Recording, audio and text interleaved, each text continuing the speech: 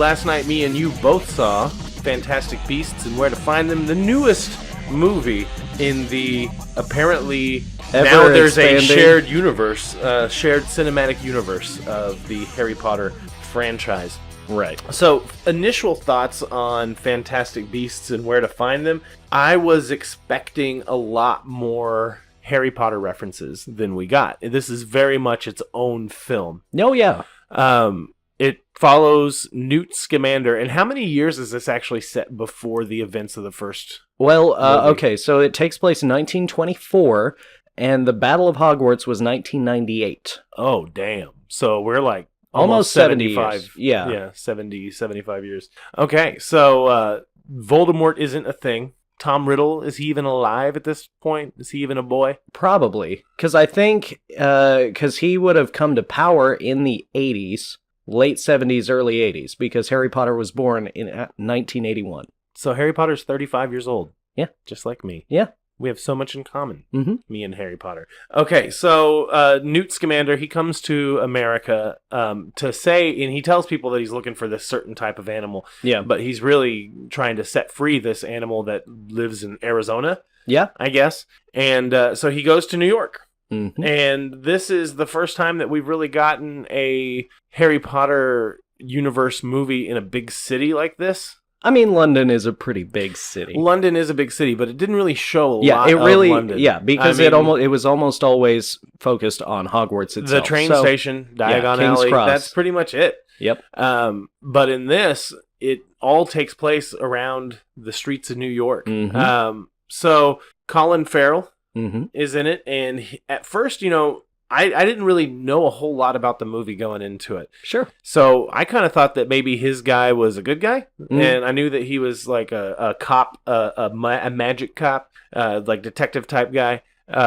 Graves was his name. Graves. Yeah. And so there's some stuff going on. There's some people dying under mysterious circumstances, and he's investigating that. And him and Newt cross paths a few times. Mm-hmm. Also, Newt runs into a muggle who they call No-Maj in this movie, and I hate that. In America, it's No-Maj. I do not like that term. Yeah. It just, it seems... Muggle just rolls off the tongue so much easier than No-Maj. And it's almost as if they were like, let's put as little effort into what Americans would call non-magic users as possible, because that is just about as least amount of effort. Do you think that that's a little bit of like anti-American British bias? Like, they're so lazy. They would just like they wouldn't even make up a new name. They'd just call them No-Maj. They ain't got no magic. No-Maj. It's dumb. That part I did not like. Overall, though, I thought the movie was fantastic. Fantastic. And the Beasts as well. Yeah, the Beasts and the movie were both fantastic. So one of the things that I noticed about the American magic community is they're very bureaucratic. Kind of reminds me. They are micromanagers. They're like the Vogons. Little bit. Very, very bureaucratic as far as like having a wand permit, and they have like laws where if you aren't a magic user, you can't marry a magic user. Straight up discrimination. And there's very much that like allegory to equality. A lot like we saw in movies like Zootopia, which I think is a good thing, and I think children need to be exposed to the idea of treating others who are different than you, with respect. Fucking and dignity. basic human decency. Right. Yeah, that's something especially that in Trump's America, but that's something that J.K. Rowling has always been great at, because you go back, you reread the Harry Potter books, there's and it is fairly subtle, but it's throughout the entire thing. Just good life lessons for kids to learn. And it continues in this one, because it is very much an anti-discrimination movie. It's not, it's punching you in the face, right, but it is still there, and it's very apparent. I feel like people are going to learn the lesson regardless of whether they're trying to see that lesson or not. Do you think that's something that they're going to explore in the future movies? Because apparently there's going to be like 5 of them. Yeah, something like that. Yeah. They're making a brand new series of movies. Right.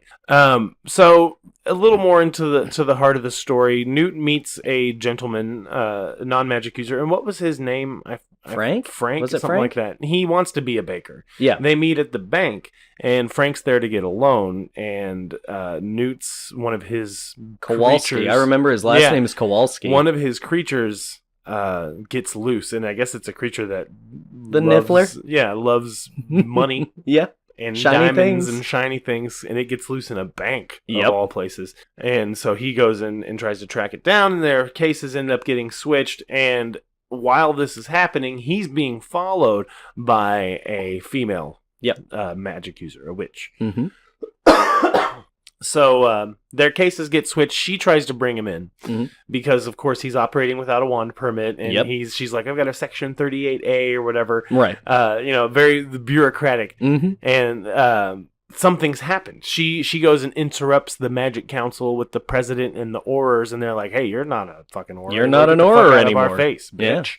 And so automatically you see like, okay, there's some backstory here that we need to pay attention to and figure out what happened. Well, she's been tracking the second Salemers, which I like that they put that in there because America does have that history. Oh yeah, with like the Salem witch trials and everything. So I like that they referenced that with this new group of people who like Trump supporters are against people that are different than them. They're like, "You're not a white male. How dare you be breathing my same air?"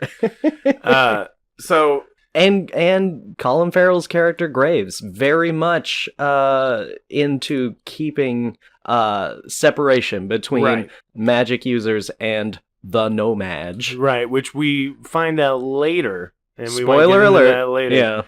Yeah. He's actually a really bad guy. A really, really bad guy. With an interesting cameo. Yeah. So anyway, we'll talk about that towards the end of our review of this. But so the movie, okay? I love how it's got like hints of that Harry Potter theme throughout it, as far as musically.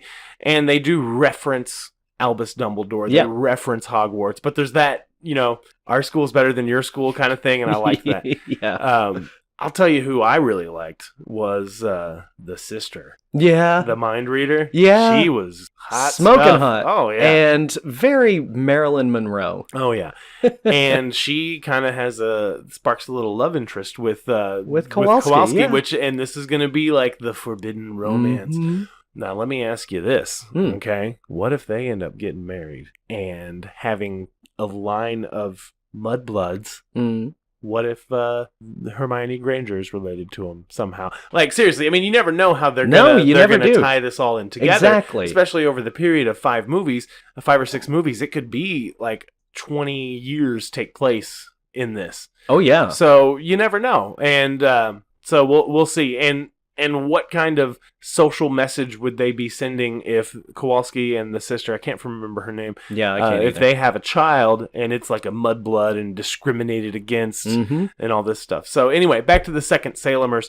It's this lady, really just nasty woman that is just totally against witches and witchcraft and teaches the orphans that she has adopted, I guess, or she's like a it seems like she's something. running kind of like a boarding school or something through this weird little like semi-church thing. Right. And all the kids look creepy as fuck, dude. They're all like Children of the Corn style. Yeah. Yeah, it's I mean, that's what happens when you grow up in a cult. Right.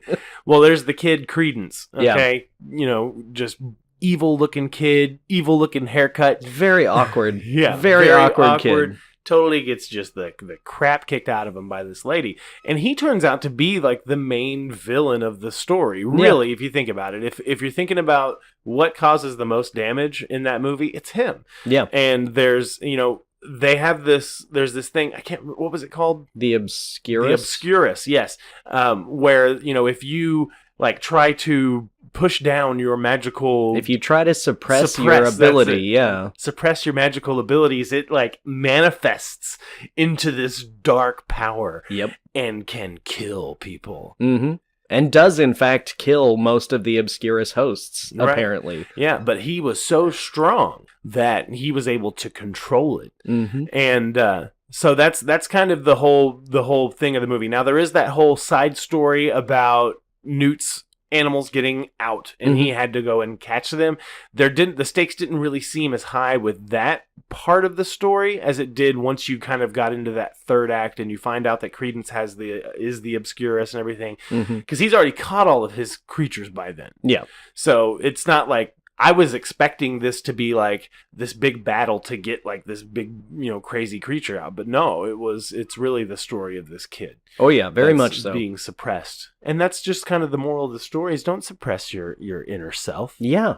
Do not hide from yourself. Who and what you are. So, how do you feel overall about the movie? God, Chris? I loved it. What were some of your favorite parts? I mean, there was just so much ridiculous. Like I loved it was so dumb, but it was still hilarious. The scene with the giant like hippopotamus rhino thing, trying to mate with Kowalski. That was so funny, but it was so stupid. It was just really appropriate. Right.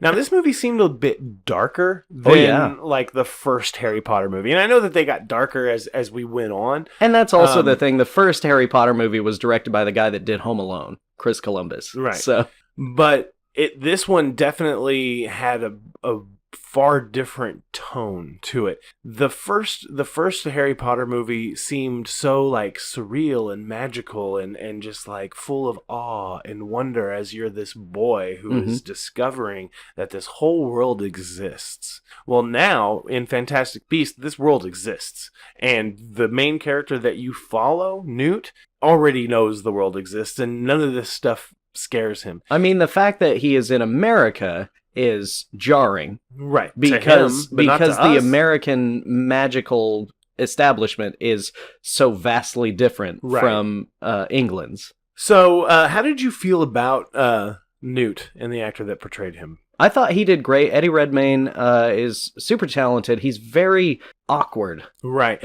So here's the thing. The other day I was reading an article that they had originally considered Matt Smith to portray the Newt Scamander. And as I'm watching the movie last night, I kind of have that in the back of my head and trying to think of how Matt Smith would deliver those lines. And I think if Matt Smith had been cast, it would have been a little bit too on the nose. Yeah, I could see that. For him. But yeah, I was super impressed by the movie and totally excited about the more movies to come. Now, spoiler alert on this. Yeah, in the end, huge. It turns out Graves isn't Graves at all. He's actually undercover, and he is Gellert Grindelwald. And he is portrayed by Johnny Depp. Fucking Johnny Depp. Johnny Depp. Out of nowhere.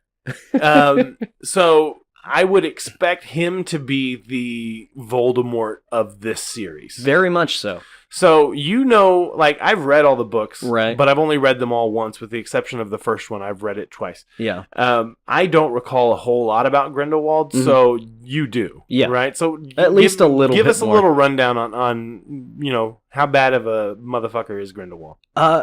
It is outright stated in the books when they're talking about Dumbledore's history with Gellert Grindelwald that he was the Voldemort of the time.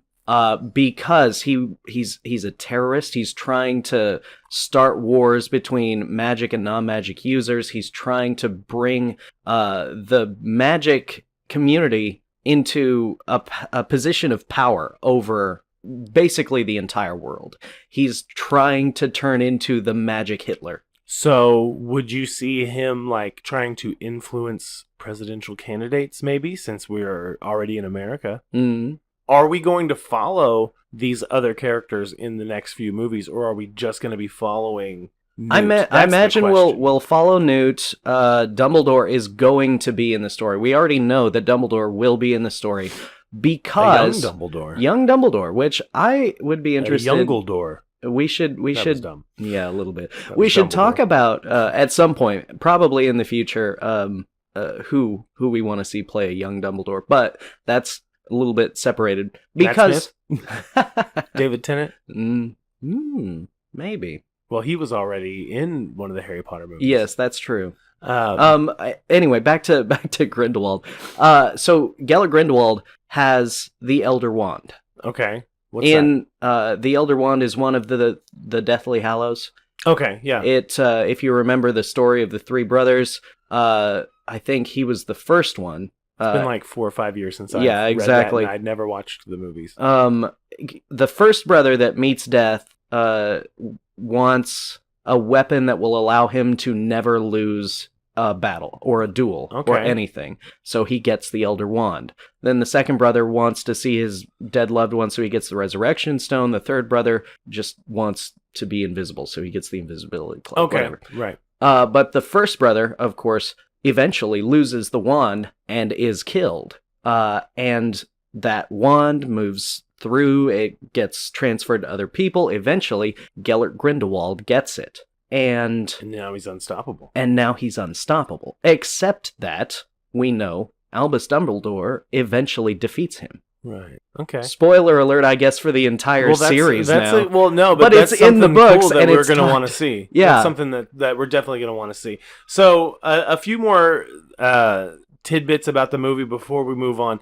It was really interesting to see like Jewish goblins and like New York goblins and like the gangster goblin, the mob boss guy. Yeah, the mob boss guy. That was all really cool, and I'm glad they did that. And here is a fun fact: the girl goblin that's singing in the movie when they go to like the speakeasy type place. Yeah. I am 99% sure, and I haven't even looked this up because I'm so sure that is Jennifer Charles from Elysian Fields is the name of her band, but she did a record with Mike Patton and Dan the Automator called Lovage. And dude, I'll let you listen to it and you tell me if that ain't that's the same chick. Sings exactly like her, that breathy, like super sultry type of singing. I am 99% sure. When I heard it, I was like, that's Jennifer Charles. We're going to have to look it up. Fucking Lovage. Yeah. I'm a Mike Patton fan, if you didn't know. So anyway, any last words before we move on? We've already been talking about this for quite a while. Yeah, the thing is, if they're watching this or listening to this, they've probably already seen the movie, but I highly encourage anyone who hasn't and has, managed to make it through to this point and not been turned off by the spoilers, go see this movie, because it's great. It is great, and if you've seen it, leave a comment and let us know what you think.